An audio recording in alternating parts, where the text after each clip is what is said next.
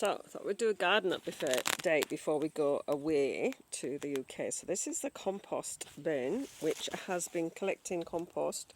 It's about halfway up since the beginning of, I don't know, 3 months or so back. And it is settling down really well.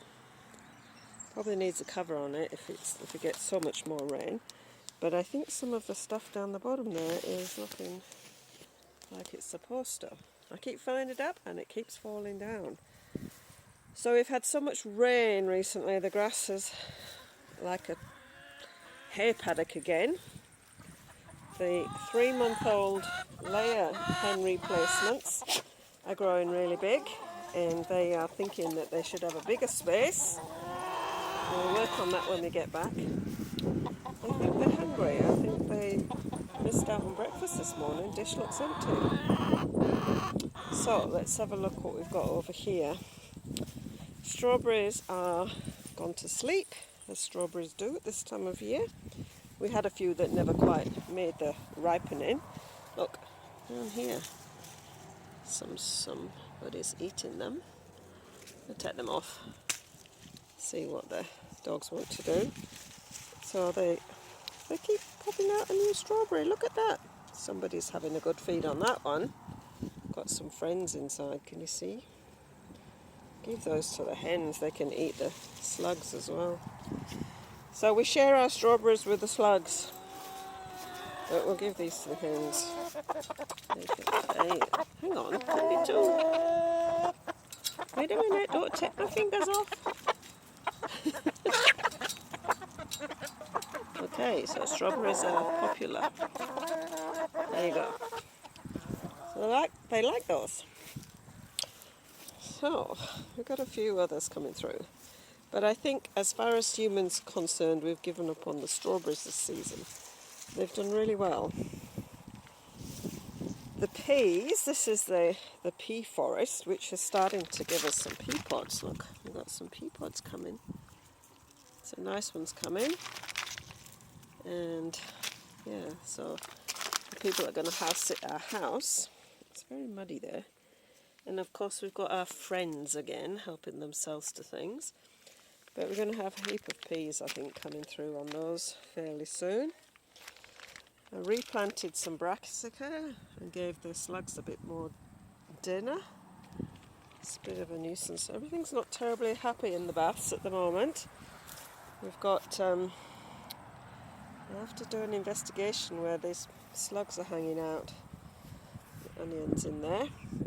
So let's have a look. We've got grass growing for Africa. These are our potato beds, which are not being used at the moment, but the grass is taking back over again, so I'll have to do something about those. Those beds are, I think I'm going to put some carrots in there, hopefully before we go. These are our leeks, onions, spring onions. I've got the odd potato deciding to grow. Another one over there. So everything is growing really quickly here. They're not supposed to be ready yet. But these leeks, and we've got red onions at this side and leeks, they're looking pretty like ready for harvest almost. But we will leave them until we come back in July. And then this one is spring onions, massive spring onions. Put some garlic in here the other day, and we got some yellow onions and some red onions that are struggling somewhat over there. Here we've got carrots and more carrots. They need a bit more time to come back round, and some more carrots to plant out. And remove the hens. These are the older layers, so they are sticking their heads through the net and finding some bugs and stuff in the dirt there, and hopefully their space will be okay for a while. So over here we've got the beetroot. I've planted some more out, so we've kind of got different stages. The stuff at this end is pretty much ready to pull, but again I'm wanting it to hang around until I get back. So we're just going to pickle it. So hopefully we've got some that are like poking the heads out, and then we've got different stages of them there. So we've got some onions and some, I can't remember which brassicas they were, but they're getting munched as well. And the onions are going to survive, and here we've got some Brussels sprouts, overcrowded because they're going to get really big, and onions. And I don't know, I think this is onions, or if it's just grass. Maybe it's just grass. Pull that up. Just, maybe it was spring onions. Oh well, looks like onions, eh? Spring onions. Oh well, might put them back in somewhere else. We'll do that later. They're a bit crowded anyway. I think they've self-grown. Well, I didn't plant them in that big clump anyway. So that bed's doing okay. The carrots are kind of doing okay. I did the transplant, so I grow them in the tubs like this, then carefully transplant them. That one's a bit more higgledy-piggledy.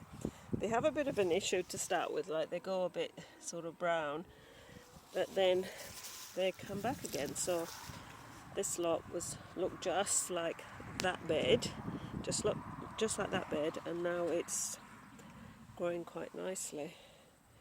So they're still quite stony, the beds, so I think I'll probably still end up with bent carrots and twisted carrots, but never mind. So I'm not going to put anything in here. I was going to put carrots in, but I've moved that hen house too close now, so they're going to help themselves to some of my carrots, so I'll just leave that bed empty, and I'll put the carrots over in this bed, these two beds here, I think. And yes, we're going to have lots of carrots. Those are all year round carrots, so hopefully we should have a decent crop. And this is borage.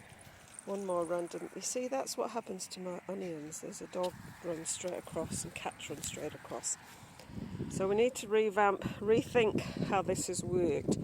So we had potatoes and kumara in these two beds, and I put onions in over the winter. My plan is to make the walkways between the two beds a little bit more weed free. As you can see, the rain and the sun, everything's growing really well down here. We're growing some really nice dock, and yeah, we haven't quite got round to getting this all tidied up, but there's always another day. And this area too, I'm going to debate what to do in here. I could make the whole area just one square plot for potatoes and kumara, I think. However, it's not going to happen before we go to England. And I'm not sure what you are, but you look like you're impressively growing yourself something nicely. Yeah, so that's... We had a few onions in there that are struggling. The grass is bigger than the onions. The weeds. So there's one thing about this gardening, no dig gardening, is that the weeding is easier to do if you don't let it get away. A little potato behind there. If you don't let it get away, you can actually keep on top of it, but you have to rethink the beds in between. This is a lot of grass, and the lawn needs mowing. So that's where the garden is in end of May, coming into a full winter, and we've got a bit of cleaning up to do from where we moved the hens.